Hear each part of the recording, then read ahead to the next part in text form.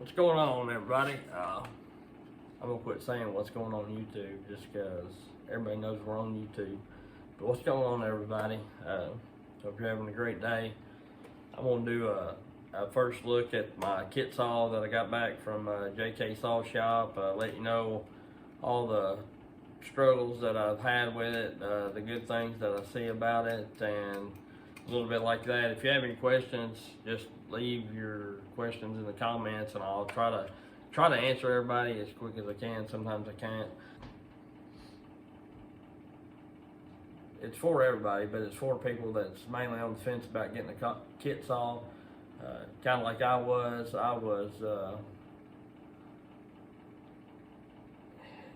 Indecisive about buying a Farmertec saw or Holzfforma saw. I really didn't know how good the quality was, and you'll see these two OEM and this kit's all set side by side, and you can't tell a whole lot of difference in them. The plastics are actually really good, and I've weighed them. I'm not going to bore everybody with the weights, but they're neck and neck with the weight. This kit saw actually come out a little lighter, but if I would recommend getting one of these saws if you are a part-time user, homeowner user, or even on a ranch, farming a ranch or something like that. And even if you have a big business and you've got guys that don't really take care of saws and you're not wanting to have a $2,000 saw, Ramshack, you know, you can get these for like $250 if you can put them together yourself. And I think even if you buy the Holzfforma, they're just a little bit more, $50 more or so. Just shop around. But this is what you get, and it is, to me, every bit worth the money. I may end up getting a few more of them just to have to play with. All in all, I like it. It's a good saw so far. I ain't running a lot. I have had some issues with the kit saw, not too many. Still worth buying. And like always, like, subscribe, hit the bell, and do what you do. Thank you. I've got the kit saw that JK Saw Shop put together for me, built. I ordered it. It came in, went up there and took it to him. He put it together for me pretty quick, didn't take too long. And done some port work to it, like port work. I'm gonna be working this saw, so I didn't want to go too hot and crazy. It's been a while since I've got it back. Of course, I think I put a short out of it, and everybody's probably wondering why it's took me so long to get a video out about it and everything. And one of the reasons is it's not any fault of his. When I got it, went up to the shop, he called me, told me it was done. Was talking to him, we was shooting the breeze, you know. Stood there, choked it, pulled 3 times, it fired right up. Then I turned the choke off, pulled it 1 time, fired up and ran good. Brought it home that evening, put the bar on it, chain on it, fired it up, and it needed a little carb tuning. It had changed, the temperature had changed dramatically from when he initially got the saw built and he fired it up himself, and to when I picked it up. Like, he probably finished it, it was 40 degrees out or so. And when I picked it up, it was 70 degrees. So, you know, it had changed. The temperature had changed quite a bit. So I tuned it and everything, what I thought should be for the chain and whatnot, and started up, and it fired up, idle fine, ran great. No problems. It would run good if you was patting the throttle, you know, like just wobbling, you know. It'd run good. It'd even peak up to high RPMs. Seemed a little fat, like extremely fat, so I adjusted that. Same deal, it would pat, throttle up, you know, wobbling, but I went to cut with it and went to give it full squirt, and it would cut full squirt for a few seconds and then start to bog down. So I fattened it up a bit. And it ran pretty good then, but it wasn't running at full potential. Shoot, it was only, I tacked it and it was only running at like 9 grand, you know. But it would cut. So I thought, well, maybe I need to return it. So I messed with it and finally got it to run halfway decent. It never would open up quite all the way. Went down the next evening, had to retune it, the low and the high and idle and everything to get it to even start, run, yada, yada. This went on for a couple, 2 or 3 days. Well, I called him finally, and I said, man, I don't know what the deal is with this. This thing ain't wanting to tune right. I said, I think it's a carb issue, and I believe that it is. And he said, well, I tell you what, which is no fault of his because, you know, the carb came with the saw. He said, well, whatever it is, I'll fix it. He said, bring it up here and he said, I've got a carb that'll fit it and I know that it works because it's on a running saw of mine right now. We'll put it on there and see if that helps it. And I said, okay. I said, I'll do it when I pick up my 61. Well, in the meantime, I thought about it more and more, and I thought, you know, it ain't really his problem. But he done what I asked, you know. He put the saw together, he ported it, it started and ran. And when I got on eBay myself, and I found a carb that said it fit a 365, 362, 372. It had 2 372, so I figured that it would fit the OE 372. Well, I ordered it. Well, it wasn't supposed to be here till like March or something like that. And I thought, well, I'll just leave that saw alone, let it, you know, set. When he gets done with my 61, I'll take it up there, we'll throw that carb on there and see if that's what it is. If that's not what it is, then I'll send that carb back when it gets in.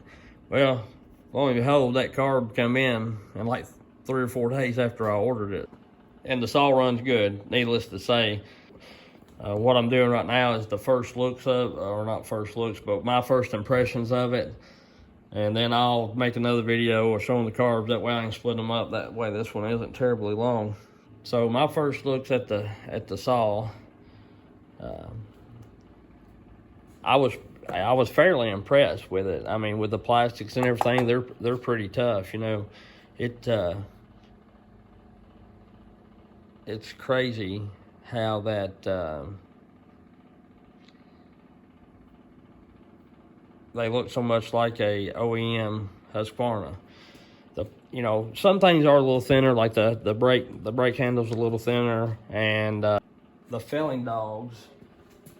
I put the OEM felling dogs off of my Husqvarna 372 on it because this one only came with one, and it's a good looking dog. I like the looks of it, but there's only one, so where I had put the full wrap on my other one and everything, put the large fallen dogs, then I took them off, put on them. I'm not going to put a full wrap on this. I was going to, but I think I'm going to leave it for when I have to cut low and need power.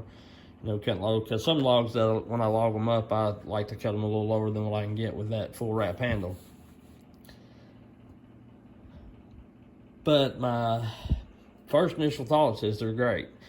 The only problems that I've had, and I'm going to go ahead and tell you, which for the price point and price difference, if you only got to do a few little things to make it run good and last or make it comfortable for you, you know, this was like $265, I think, on eBay. I bought it from a U.S. stock, which is a little more expensive than the actual Farmertec site, but if you're not ordering big bulk from Farmertec, then it kind of don't pay to order from there, because I could get this kit saw for like $170, $160 at Farmertec, but by the time that you pay shipping on it, even if you get it to come on a boat, it brings you up to about $250 or $60. It was right at the same price, and then you got to wait anywhere from a month to longer. So I decided to get this saw in like 4 days. But if I was going to order 10 of these, which I may do eventually, then I would order it from the Farmertec website. And I'm going to run the Holzfforma bars on the two 372s, because that'll be the two saws that I'm using the most, and that way we can test those out further as well. But the first problems that I've seen with the saw, just as far as looks, and I ain't done much cutting because, like I said, I just got it running right, which would be the very first thing, would be the carburetor. The carburetor is this one right here, I think. No, that's Lama. It's this one right here. I don't know what that brand is or whatever. And I might could have done something to make this work. Heck, it may need a new diaphragm or something like that. The jet's clean. I didn't look at it. I was sick of messing with it, and I would like to run the OEM carb on it anyway. And I've heard some people that they've not had a bit of problems out of them. They run good. And then I've had some people say you should get about one good one out of three of them. And if you're going to buy three to get one good one, well, if them's $20 a piece, or 30, or even 18, you buy three of them, you could, I got this RWJ Walbro carburetor for $70. So carb was the first issue. The second thing that I seen when I went to putting the bar and chain on was that the adjuster, it works, it tightens. I mean, it works. The adjuster is a little grabby. And what it is, I took it apart and looked at it because I thought it might have had some metal or trash in it or something. And the piece, the little eyelet that hooks into your bar, I don't know what that thing's called, the stud that moves your bar, I guess when they made it, it's kind of at an angle. It's not square, it's not true, And so it's kind of setting at an angle, so every once in a while it'll be a little grabby. But it works fine, it tightens the bar up. It'll tighten the chain up as tight as you want to tighten it, so that's not no big deal. Another thing is, when he was putting the saw together, the wrist pin clip wouldn't work. It was too tight, too small, something, I don't know exactly. And there was something else missing. Oh, the tank vent was missing, which he put one of them on for me, no charge. He had one laying around, he put it on for me, and I thought that was cool. Another thing that I've done to this is I put my 372 XP X-Torque handle on this one, because I noticed that the one that came on it was a little smaller in diameter, and I thought it was because that it was a kit saw, but upon further inspection, I think that the OE 372s just had a smaller handle, because my 390 handle, and it's a Husqvarna 390, is smaller than my X-Torque handle. It's the same size that was on the 372. So I guess the non-X-Torque models have a little bit smaller grip. It ain't no big deal. It's not going to hurt anything. This is more comfortable to me. It's more like 1.25 inches maybe, or this is like 1 inch. This is what come off the, I'll show you the difference in handles. Like this one here is off my 390, and it's still smaller. But this one may be smaller than that too. But this is the one that come off the kit saw, and it's just smaller. As far as the fuel caps and everything, they seem really good. The anti-vibe in it seems really good. The muffler, I mean, it's a good saw. I would definitely buy another one, but even if you had to spend $150 in parts, okay, say I give $250 for the saw, $150, that's what, $400, I think. I hope that's right. I don't want to be non-mathematical on camera, but that's $400.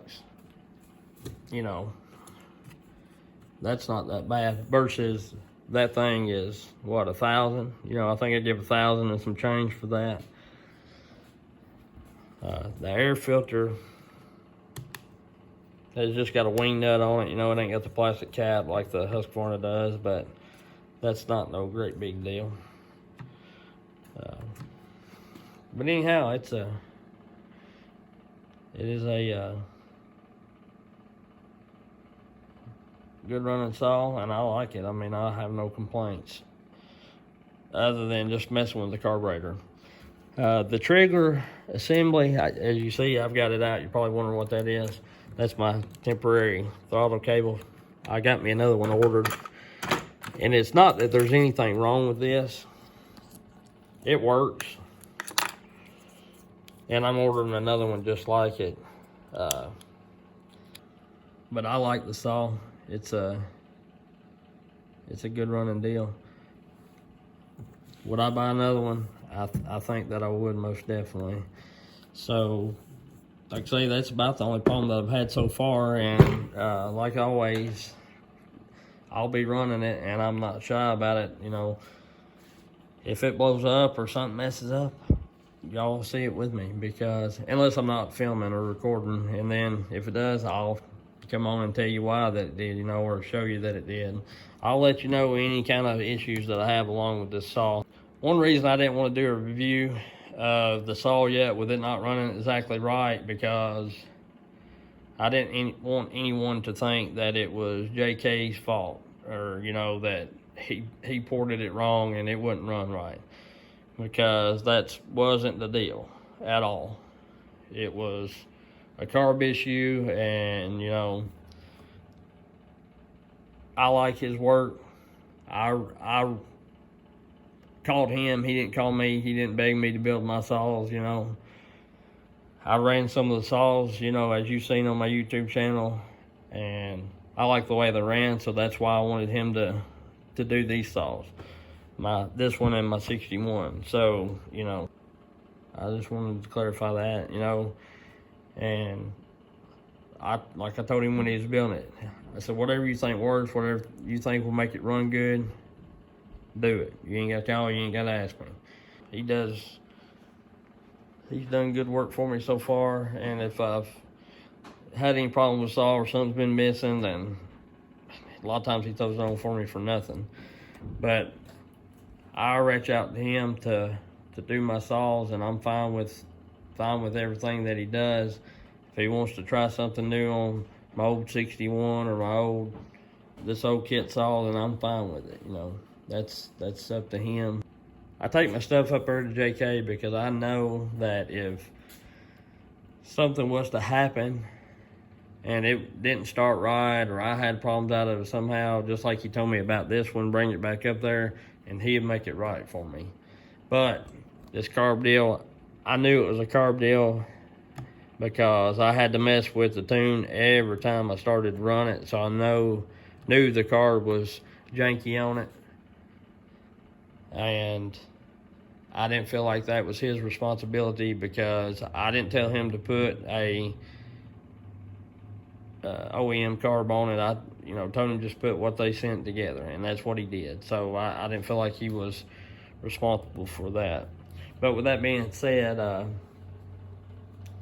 I'll set the camera up, open my garage door up, and we'll crank it and fire it up. It runs exceptionally well. Like I say, I probably still need to get the carburetor tuned.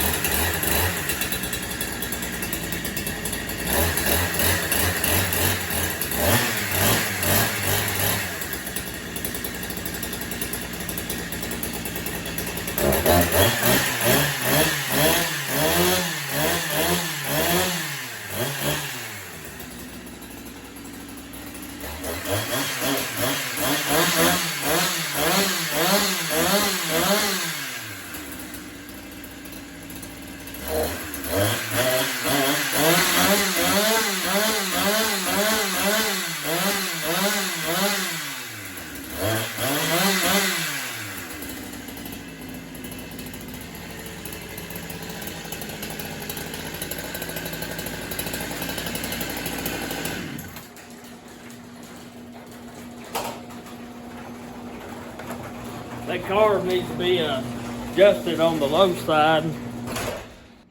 It wasn't as boggy yesterday. Let's see if it'll fire right back up. It wasn't as boggy yesterday. I don't know why it's boggy today. I'd say it's because it's cold. It helps if you turn it on.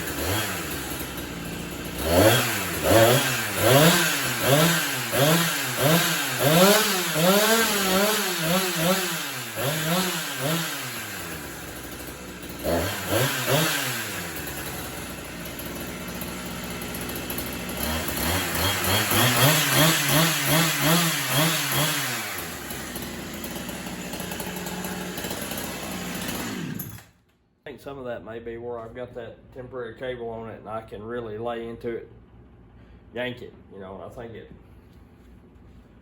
balls itself out before I get exactly back right with it.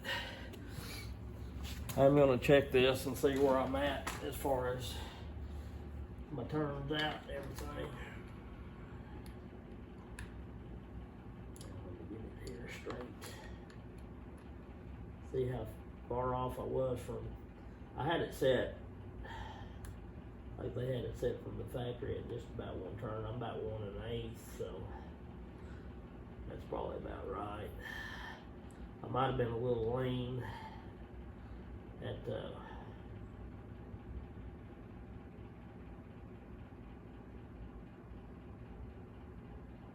one turn, especially with as cold as it's gotten. it wouldn't do that before. It would idle, and you could bump the trigger, and then it would, you'd go to hold it open full squirt, and it'd go, wow, and die. So there you go. So that's the first looks and the first runs at the old kit saw. I told everyone that I would do that when I got it, and